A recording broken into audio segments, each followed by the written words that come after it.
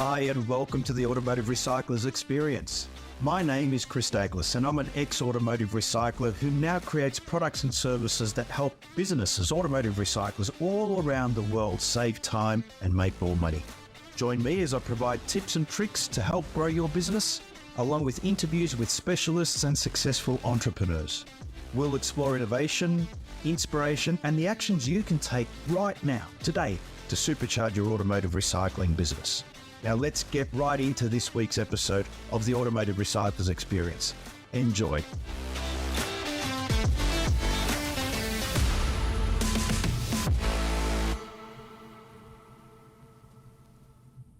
Well, good morning, good afternoon, good evening, wherever you are in the world. Thanks for joining us. Thanks for listening. My name's Chris Douglas, as you just heard, and I've got a really special guest with us today. As you know, one of the main goals of the Automotive Recyclers Experience podcast is to help you with taking some tips and tricks that you can use on a daily basis and use those in your business. And I think today's guest is going to really help us understand where we're at in the context of the collision repair industry, what's happening there, some of the strategies that, for example, OE parts providers have at the minute with some conquest pricing, for example. We'll talk a little bit about that and what the opportunities/risks are there. But also what different insurers are up to, and the fact that the growing market of collision repair parts for the automotive recycling industry, how that presents such a big opportunity. So, without any further ado, my special guest today is a good friend of mine that I met some time ago in Taiwan, actually, when he was with the Hartford Insurance business, Mr. Greg Horn. Greg, how are you, sir? I'm doing well. Thanks for the invite, Chris. Excellent. Now, Greg, the Hartford is when we first met, I believe. That's right? Yeah. And since then, you've become the Chief Innovation Officer at PartsTrader. Tell us a bit about That is that. correct. Yeah, so the Chief Innovation Officer is an impressive title, and I hope I live up to it. But I'm responsible for new product direction and how we interface with all of our customers. And as a big part of that, I'm a big data guy. We talked, in fact, Chris, when we first met about data trends. And I am a big believer that I can help every segment of the business, whether it's a repairer, a parts supplier, or an insurer, better their business through data visualization and data trends.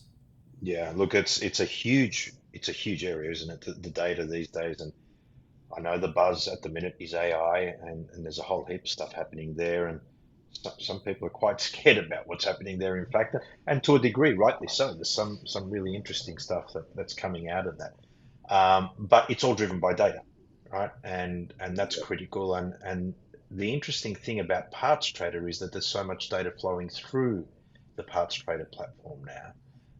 It gives you an opportunity to actually aggregate that and do something with it, right?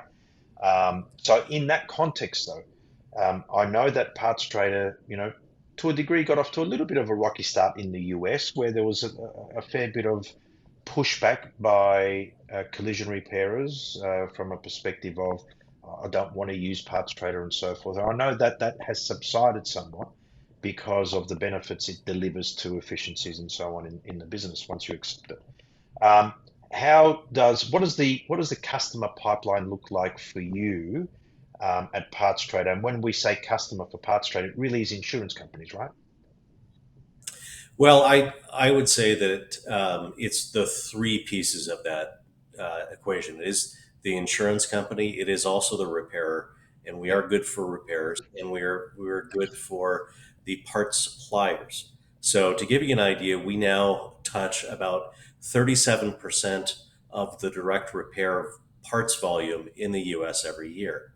And the unique thing about the Parts Trader platform is I can give insights to suppliers because we're the only platform that says, here's what the repair chose, but here was what they were presented with, and for valid reasons, they did not choose, whether it was delivery, whether it was part condition, part price, profitability, what have you.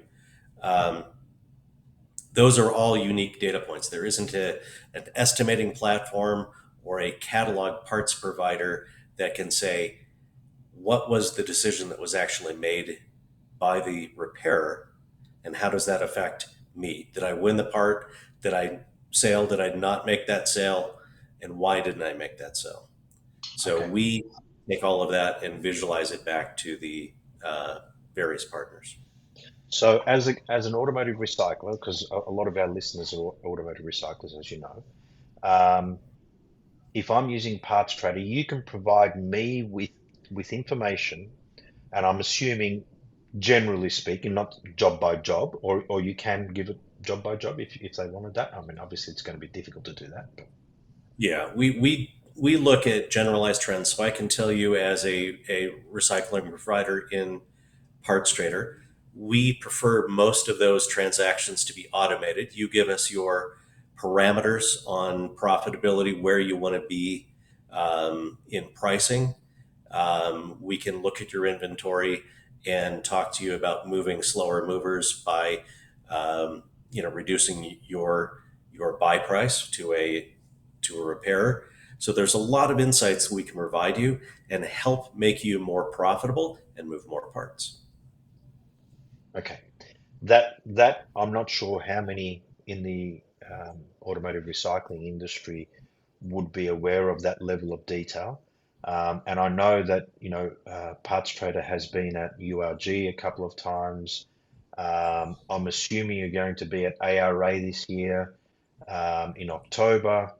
Um, and PRP, I think, has a conference, their PRP conference in Denver next month.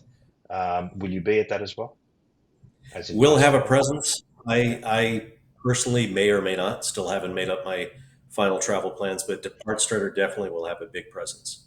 Okay, so I think the note there, one of the takeaways here is for the recyclers that are going to those events, and a lot do, as you know.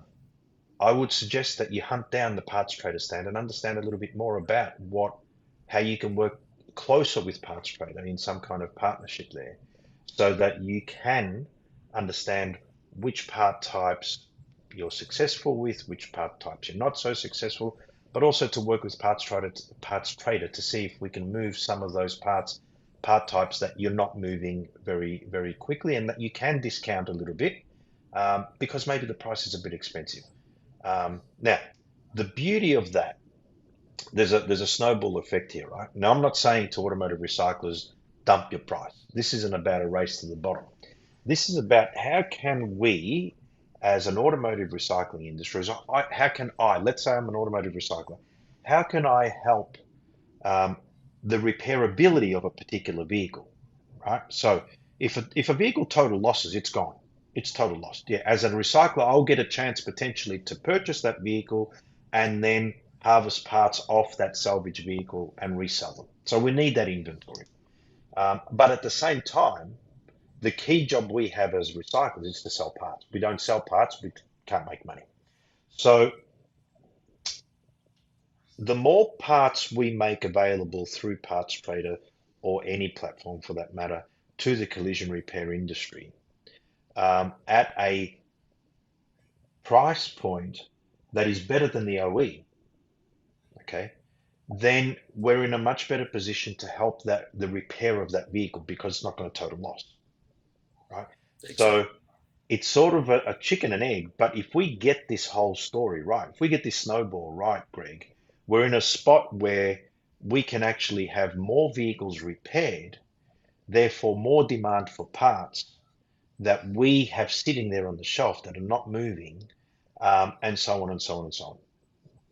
Yeah. I think, So there are several. Sorry to interrupt you. no, please go. There, there are several trends that are happening in the U.S. auto industry. In It starts all with chip shortages, which reduced new vehicle production, Hmm. which reduced parts production, stamping of sheet metal, injection plastic parts. All of those things were cut back. That is a big portion that is saying there aren't OE alternatives. There are more recycled and aftermarket alternatives being purchased out there. You'll see announcements by one of the biggest insurance companies in the US that they're expanding their part types beyond the OE more than they have in the past. Um, and the second piece of that is that you've got these vehicles that are usually subject to competition matching that you mentioned in your intro. And that is a scheme in the US that is well known, where if there is a part that is under competitive threat, meaning there's an aftermarket and or a recycled part available, the OE will help the OE franchise dealer sell that part at a lower price and then reimburse them to keep them whole, to keep their profitability whole.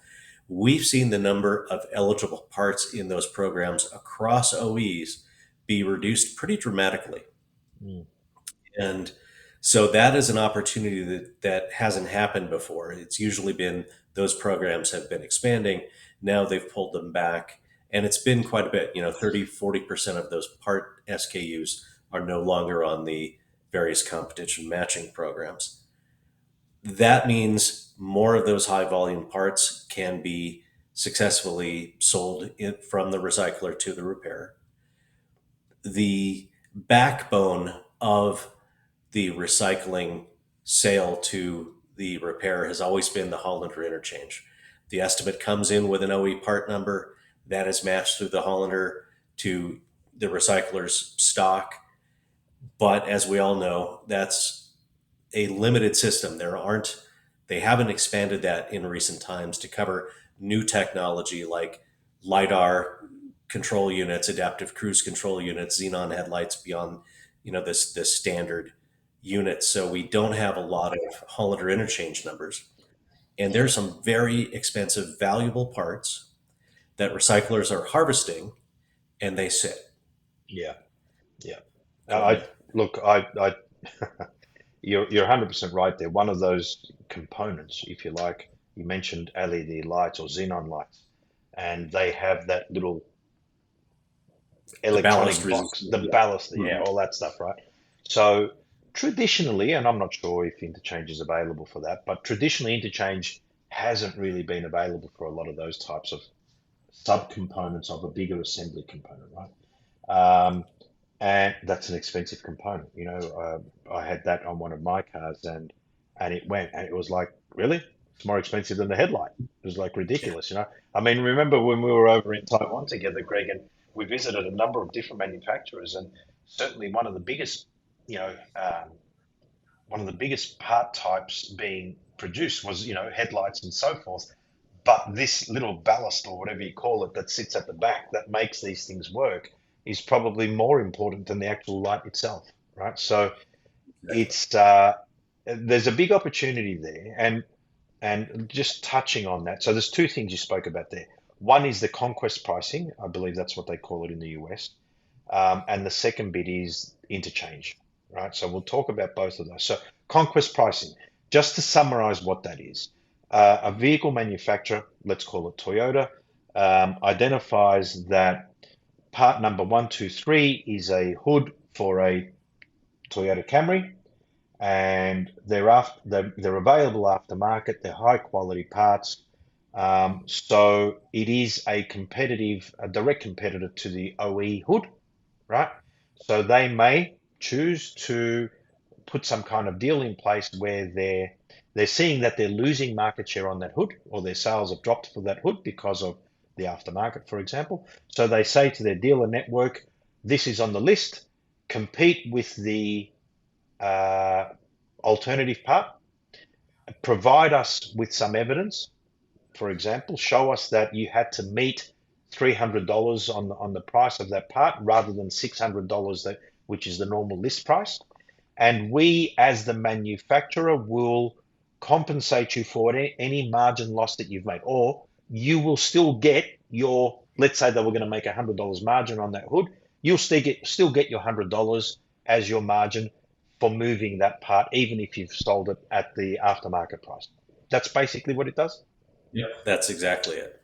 Okay. And the reason I sort of get it is because back in '07, '08, Toyota did exactly the same thing here with a program called the Rolling Thunder campaign. And ultimately, those campaigns, although they're a little bit of a stone in a shoe for a recycler or a thorn in the side, if I can put it that way, they're not very effective. And the reason why they're not very effective is because automotive recyclers are quite resilient, right? We, as an industry, have been pretty fluid. That is, when the water's going down the hill and it hits a rock, what does it do? It goes around the rock, right? So we find ways through it. We sell other components off a vehicle. We don't have to sell that bonnet at this price to make it profitable, right? And if we know that the price of that bonnet, sorry, I'm talking Australian here, the hood has dropped to $300, then the next vehicle, next Camry we buy, we price that hood at 300 because we know that's all we're going to be able to get for it now, or 200, and therefore we buy the vehicle appropriately, right, at the right price. So anyway, that's the theory around how the automotive recycler works. So that's the conquest pricing, and what we're saying there, Greg, is that there are less parts being offered under that program by the vehicle manufacturers. Therefore, there's less, call it price competition for those components. So recyclers should be able to sell more of those parts. Yeah. Exactly. Yep. Okay. The next bit we spoke about was interchange, and I want to make sure that interchange plays a really important role in the automotive recycling industry. We know that. But what you're saying there is there are only certain part types that are mapped. So let's say, Greg, a car's hit in the front, xenon headlights, it's got other air conditioning lines and oil cooler lines and whatever else it is, power steering lines that are sitting in behind the bumper bar reinforcement absorber, the rebar, and so on. They often don't have interchange numbers, okay, because they're sort of sub items, not the part types that traditionally automotive recyclers focus on. Automotive recyclers focus on the key bits, right? Those other bits and pieces are over and above what we call the fluff factors. But in this day and age, what we've got is systems like PartsTrader that are trying to map the repairer requirement, which is part number 1, 2, 5, 10, and ABC, okay, to an interchange line or interchange number that may not exist. So what happens in that case? So every supplier who is, subscribes to PartsTrader, they see every part that is being put up for quote. We don't um, select and say, "Oh, the OE is going to see this because they carry this," or in usually what will happen is the repairer will say, "I know I have to buy this aftermarket or I have to buy this recycled to meet my percentages for my carrier partner." We say, look, everybody gets to bid on everything. So if there's a Hollander interchange, you can set up to automatically quote within your set parameters of where you want your bid to be, and that will be automatic. But you also get, when there isn't an interchange out there, you'll get the chance to say, I see the Toyota Camry LiDAR camera coming across, and it's Toyota part number 145. I think I have that. And you would be able to see the VIN number, so you could validate that it goes to the vehicle type and submodel that you have, and Yeah. then be able to bid on that without the Hollander interchange. Wow. So having been down this path in this market in Australia with Insurance Australia Group some time ago, um, one of the biggest opportunities for average repair cost savings for an insurer isn't in fact to use a recycled hood or fender or grille. It's to use a recycled wing line or guard line, a fender liner, washer bottle, air conditioning line, those other components, the ballast for the back of an LED xenon light or whatever the case is, Those components are worth hundreds and hundreds of dollars. Now, here's the deal. If, as an automotive recycler, we're able to sell those parts and we understand that there's value in those parts, traditionally we look at those parts and we say, well, there's not that much value in them. There is now. There's significant value in that stuff, right? You spoke before about, was it LiDAR? What was that? How did you? Yeah, the adaptive cruise control module behind the grill emblem in a Camry. Big money, right? Uh, Big money. Even the grill emblem, if you look at the ability for the LiDAR to function through that Toyota round emblem, that emblem is around $350 when it is adaptive cruise. It's $38 or $40 when it's just the opaque one. So Yeah, you've got that emblem, then you've got a $1,100 camera unit behind that, yeah, all sort of sitting out in this very, very vulnerable area between the two xenon headlights. absolutely. So all of a sudden, as an automotive recycler, see, automotive recyclers see this stuff as sometimes challenging and painful because the argument is, well, insurers won't use that anyway. It's a safety item, so we don't get a benefit out of that. And to a degree, they've been right in the past. How do we deal with that? I mean, are insurers using those components at the minute? Can recyclers sell them? So there are, and it varies by customer. But we've had very good conversations around the, and we'll pick on the lidar camera again. If you put in a used camera and that vehicle recalibrates, Yes, that means you're good to go. If it recalibrates to the OEM specifications, you've made that vehicle to pre-loss condition. You've perfect. repaired it. And the argument I've been making with insurers over the years is, and I get why insurers have challenges with it, right? I get it. Um, from an automotive recycling perspective, I have a vehicle that drove to an accident. Okay, it got hit in the back. It's 2 years old. It's done 20,000 miles, or whatever the case is. The front has never been in any damage. The scan of, if we do a post-accident scan of the vehicle, it shows that all of that is working okay, working well as per the manufacturer requirements.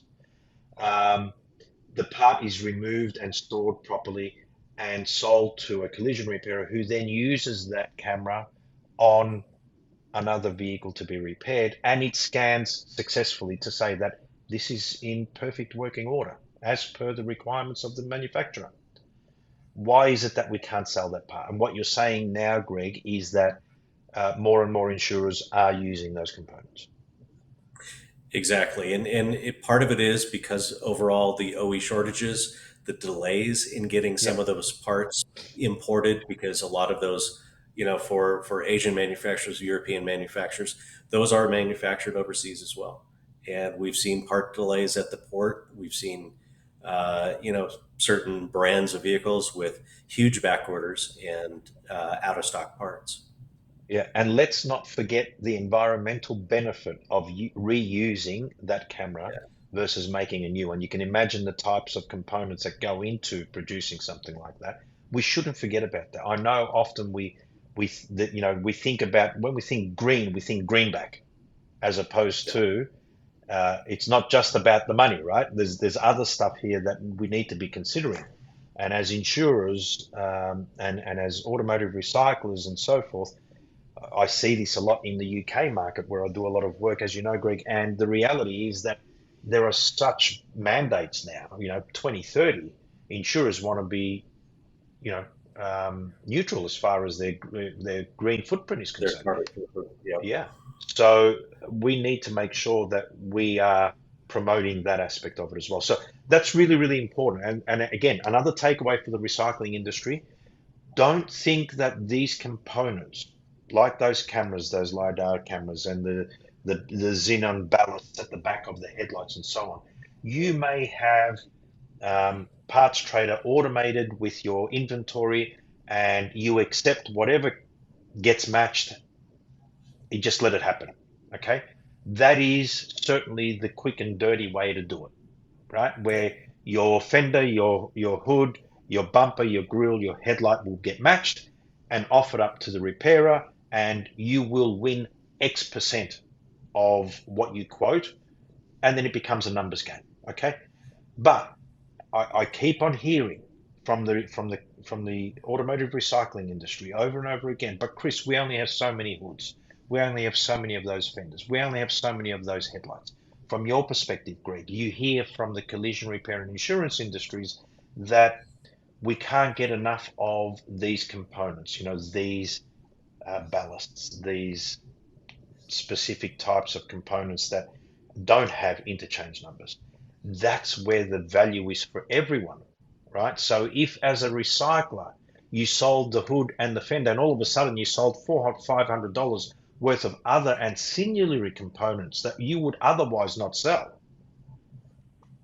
there's the kicker, right? Yeah, that's exactly it. And when you look as a recycler for those high volume parts like hoods and fenders, you've got two competitors. You've got the aftermarket and the OE. When you look at these individual components, the AC lines, the LiDAR cameras, the ballast, Yeah, you've got the OE, and you have a huge price advantage over them in competing absolutely. for that. Especially when you consider that the automotive recycler, when buying that vehicle, isn't factoring in a lot of those sales, Exactly. right? We look at the main items. So I think, the market is becoming more and more challenging. We understand that. Recyclers are paying more for their vehicles, for the salvage vehicles. Cost of labor is increasing. Labor availability is decreasing. It's very hard to find good people. So there's all these things that are coming into play. How do I, as an automotive recycler, take the next step? Well, maybe if I harvest more off each vehicle, I'll be able to harvest a better return on each vehicle. And these types of components are critical. How do we do that? Well, interchange poses some challenges because it doesn't map those parts, but you've got the request in front of you. So and this is where the challenge comes, right? Because now I need someone to be looking at that request and looking for those extras. Do they need those, other items that we're talking about here that potentially I can quote out and win? And if I do that, then it's great, but I need an extra head to do that. So, okay, there's a bit of a challenge there, but there's a huge opportunity because I remember when we were doing a lot of work with Insurance Australia Group, the biggest benefit to them and to the repairer and to the repairability of a vehicle was those smaller components that actually cost a bit of money. You know, those engine splash shields, those wing liners, the washer bottles with the motors on them, the overflow bottles, those air conditioning lines that sit right behind the bumper bar rebar. Um, there's a myriad of components under there that are high value that will bring you a better return as a recycler, that will make the vehicle repairable as opposed to a total loss, right? All of a sudden it becomes possible. Um, and from a collision repairer perspective, as long as the condition and the description of those parts is right, all of a sudden it makes that vehicle another repairer, gives them more work. And I think the most important thing, the policyholder wants their car back. Let's talk about that a little bit, Greg, if you don't mind. I remember, Yeah. I think the number was 80% of policyholders want their car back. Okay. So Yep. how do we help that? I suppose making more vehicles repairable means that people will get their car back. But tell us a little bit about that in from a parts trader perspective.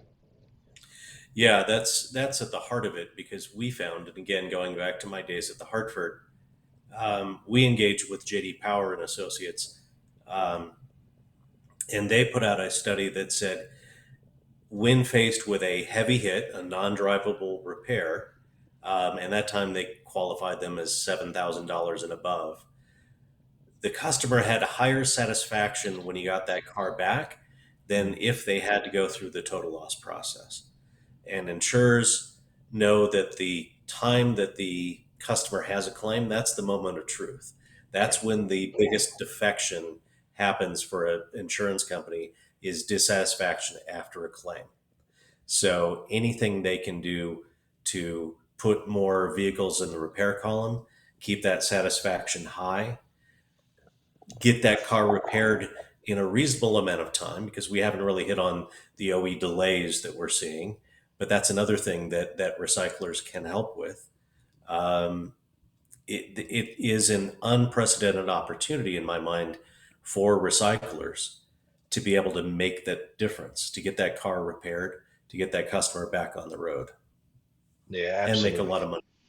100%. I think we we often neglect the collision repair sector, and I say that carefully. But we focus automotive recyclers focus on the mechanical components because they're easier, they're bigger. It's a $5,000 engine as opposed to a $400 door.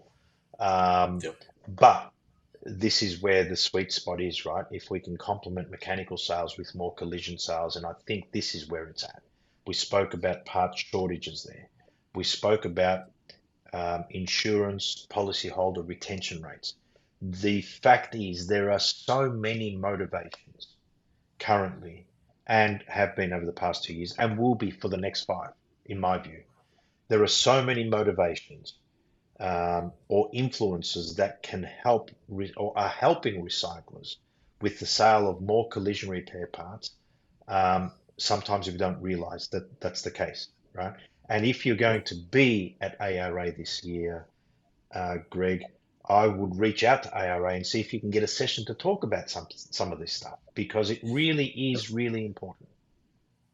Absolutely. Yeah, I have a very full dance card this year with speaking engagements, but I've always loved going to ARA and URG and the rest.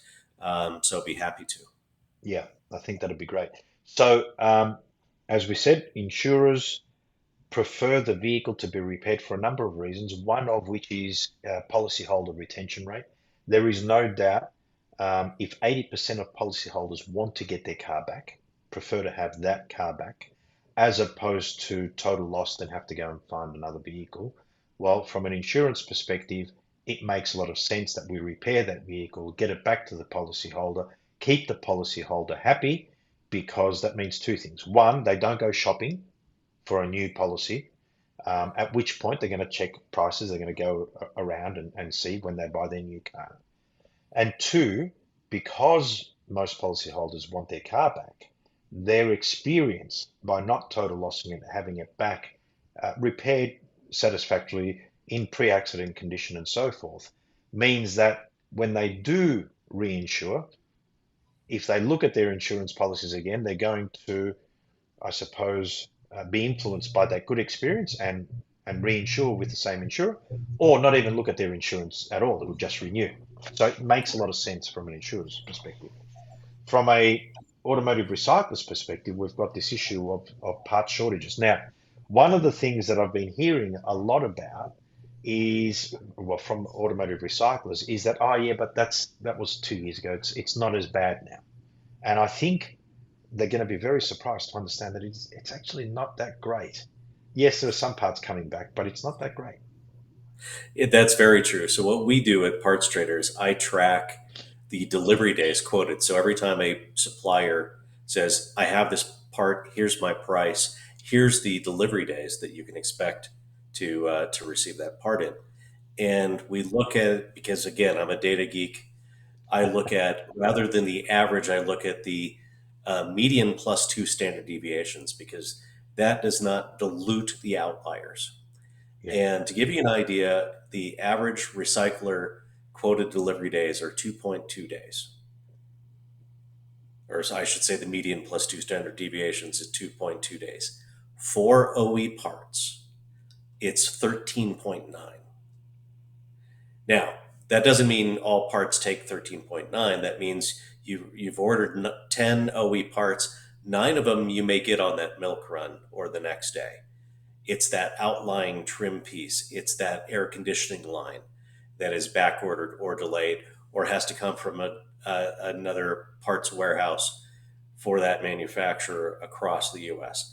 So that's really what's driving the delivery days. If you look at enterprise rent a cars, their length of rental report, it's not really that much better than it was a year ago. We usually do a quarter two to quarter two comparison, and I think the overall was down by 0.3 days. Not So much. it's not getting that much better. Yeah. And again,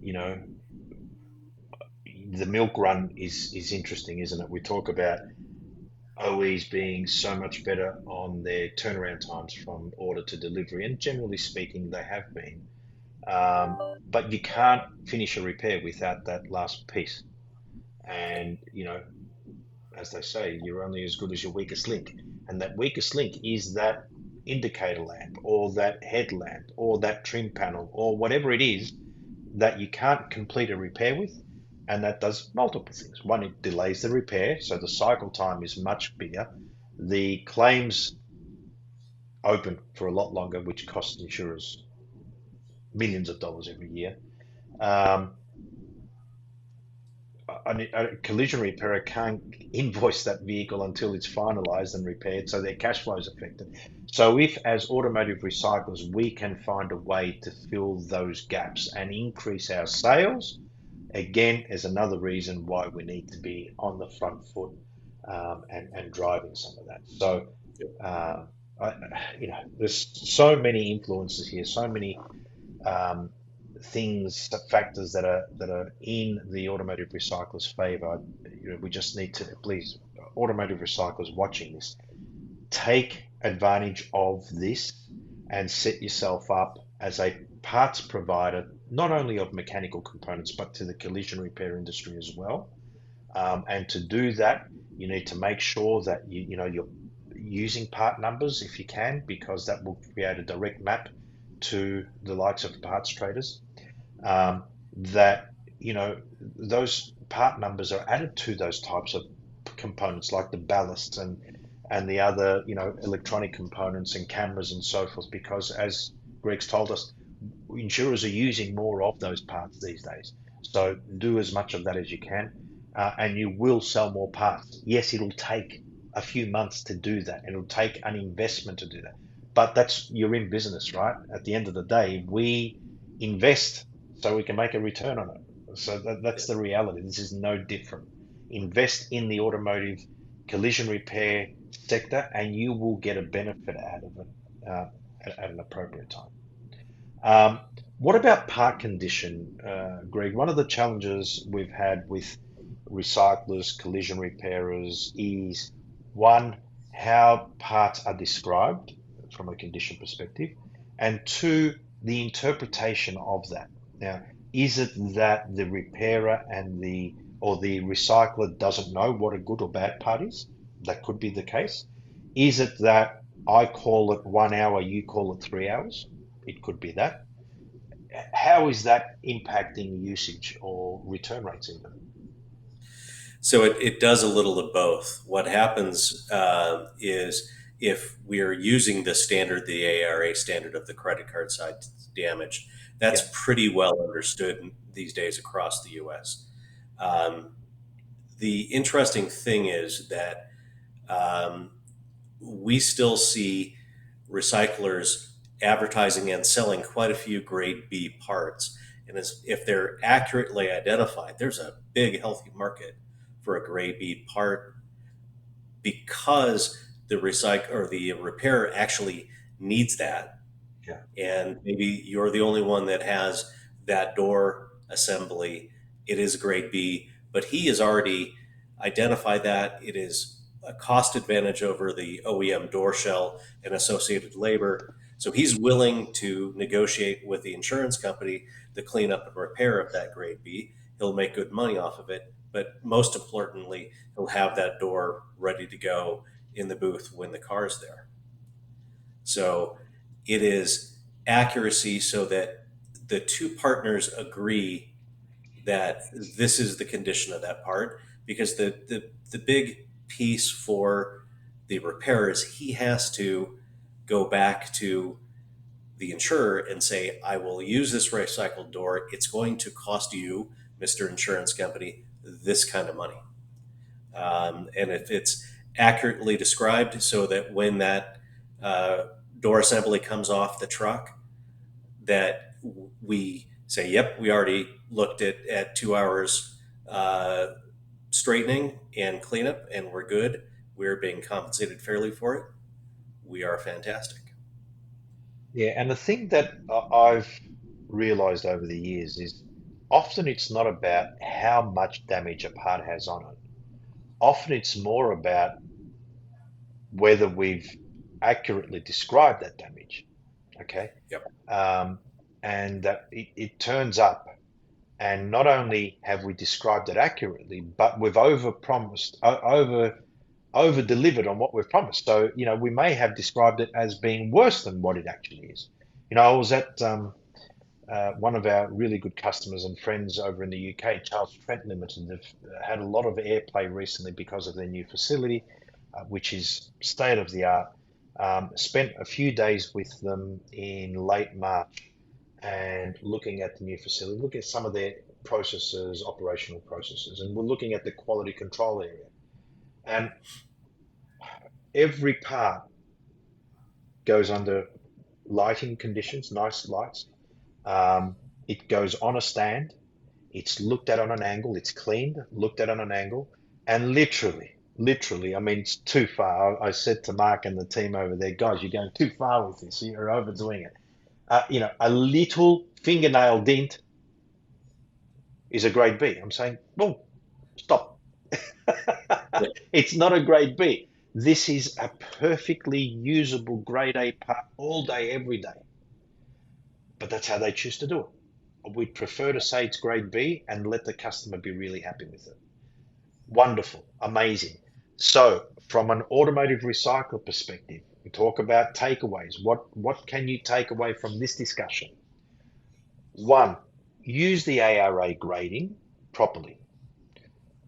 So what you're saying, Greg, is that it is understood by the collision repair industry these days, the ARA grading Very much. formulas? Yeah, okay. So critical.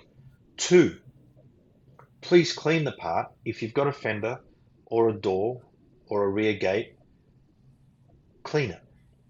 It doesn't take that long. Clean the part and grade it properly. Look at it on an angle. The reflection of the light will tell you a lot about that part, especially if we're looking at doors. Sometimes you won't see one particular specific dent, but you may see waves through the door. You'll see previous repairs in the door if you look at it on an angle with the light. Okay? And grade it appropriately, because the trust you build with your customer, with the collision repairer, if they receive a part and you say it's grade B and it's destroyed, you've just killed the trust. They don't want to deal with you again. But if you say it's a grade B once, twice, 3 times, 4 times, and they get it, and every time it's either a grade B or better, they will embrace you as a supplier. Now, Greg, tell me, with PartsTrader, do repairers have the opportunity to have preferred suppliers in amongst the supplier group? Yep, you can have your preferred suppliers. The other thing we do is after a part is purchased and delivered, in that scenario of looking at the quality of the part, the repairer has the opportunity to grade on a star system that supplier. Right. So that's one of the things we coach on is for the supplier to look at the star rating and the feedback. I know that most every service business, whether it's Uber or eBay or Amazon, we're all looking for that 5-star rating. And we have a similar thing, and it allows that repairer to grade that supplier. And so if it's a grade B part and it's an informed decision so that the repairer knows exactly what they're getting, and as you said, Chris, it's either a grade B or slightly better, that makes for a very happy customer, and he will be buying from you again. Okay, so that's an important point. One of the comments I hear often from recyclers is there's no use me trying to build relationships with the collision repairers anymore because it all just goes through PartsTrader and they pick the cheapest part. What I'm hearing here is that you do have an opportunity to build relationships with the collision repairer, because it's not just about the cheapest part, it's about the relationship you have and the repairer wanting to do business with you. Is that right? Absolutely. So one of the things we communicate back to the insurance company are the repairer's choices. Now, he is presented with, on average, 5 quotes per part, and he is fully empowered to make his decisions as he sees fit. His or He her. does, thank you, his or her, thank you. Their decisions, I guess, as they see fit. They do need to communicate back to the insurance company why did they not choose the optimal supplier, and there are several, Optimal as in cheapest? as in cheapest or combination of best delivery time and Gotcha. price. So we Okay. weigh those, and so the repairer can say this isn't my preferred supplier, or I like this other supplier and I will price match, so you as the insurance company won't see a difference in your price.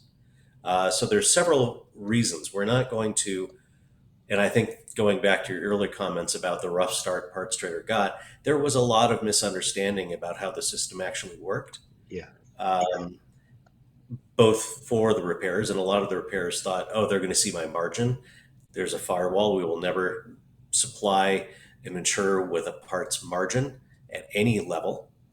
Um, we preserve repairer choice. We ask them to be transparent to the insurance company to say, here's why I made this choice. Um, but yeah, it is around what's best for me as a repairer. I can make my decisions. I can look at the combination of my margin as a repairer and the best list price for the insurance company, and that aligns very frequently. Okay. And then if I want to go with my preferred suppliers, fantastic. We can facilitate that too. Yeah. Obviously, price is important. We can't be double the price of the market and expect to be making those sales. But if we're competitive and we've got a good relationship with that customer, with that collision repairer, and we provide a good product, then all of a sudden we're going to get sales, right? So again, take out from an automotive recycler perspective, please market to the collision repair industry. Whether that's going out and visiting them and saying, here we are, I'm Chris from Chris's Auto Parts. I'm around the corner from you, or I'm 100 miles away from you. Whatever the case is, tell them why you're a good supplier, and make sure that when you get the opportunity to supply, deliver on that promise. Okay. It Yep. will have an impact. And like anything, it may not have an impact today, but, over a month, 2 months, 3 months, a year, all of a sudden you build up a group of loyal, long-term, lifetime customers in the collision repair industry that will help automotive recyclers, help you as an automotive recycler harvest more collision parts off those vehicles. And really, at the end of the day, you'll be more profitable as a result of it. Simple as that. Yeah. Okay. Greg, we've been through a fair bit here.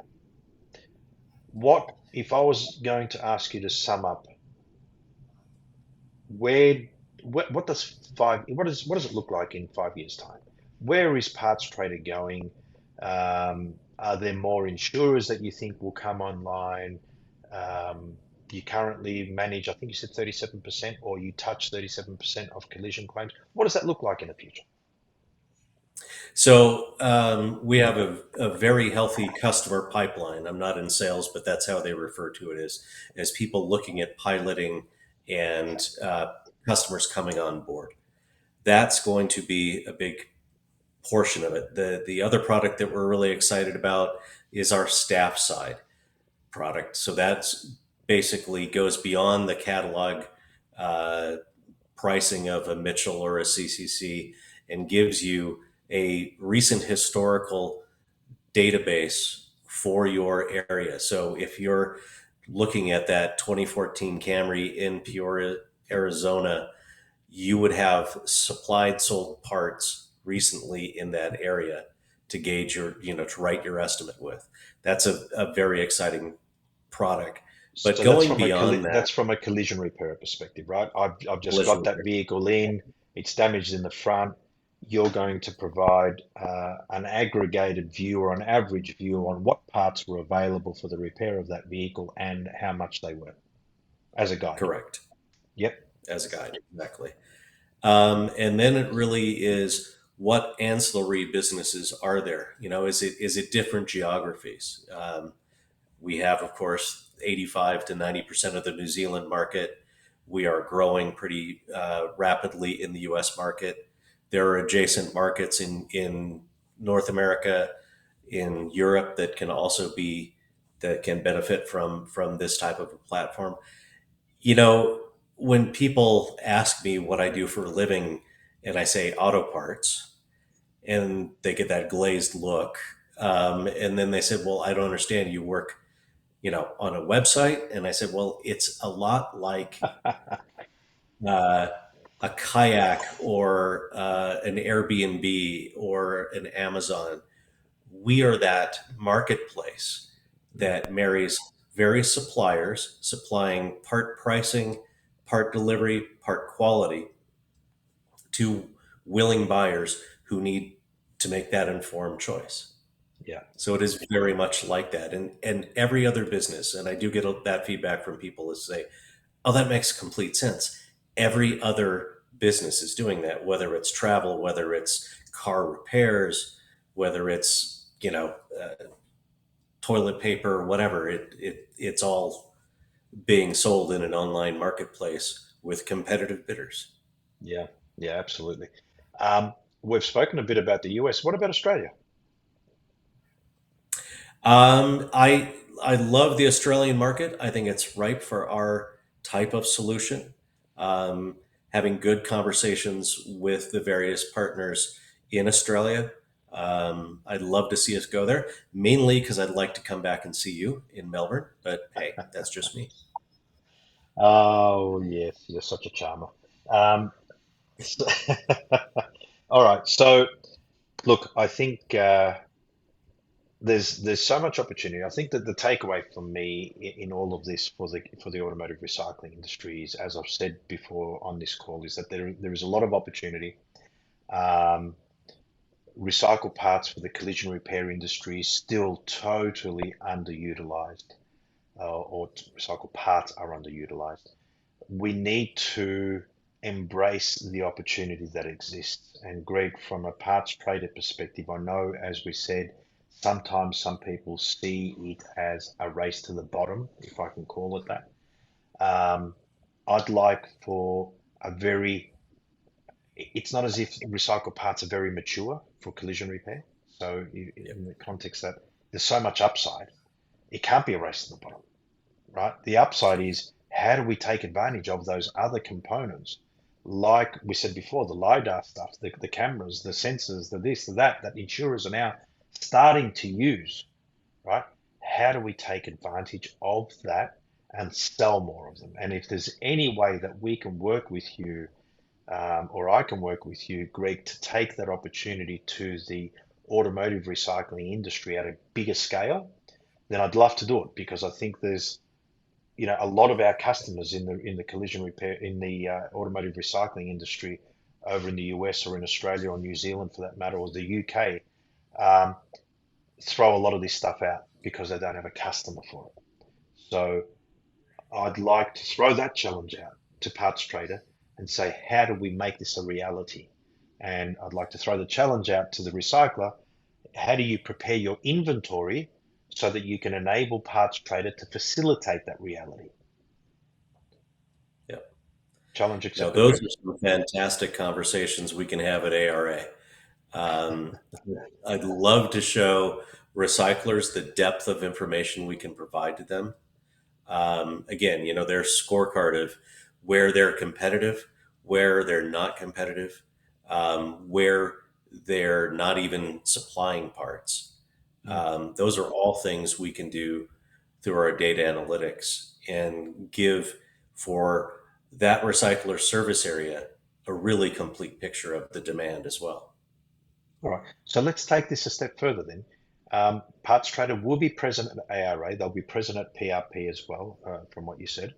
Um, Is there a way that, let's say, if recycler A was interested in understanding their numbers better, if they submitted their parts trader company name or their name, would it be possible to sort of prepare some of these analytics so that you know they can talk to you about it at ARA or any of these conferences and come in better prepared, if you like? Absolutely.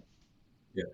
Yeah, absolutely. Ahead of the ARA, if a recycler said, "Hey, I'd like to see where I'm at," we Yeah. can grab, if they're a current PartsTrader subscriber, we can show them their scorecard.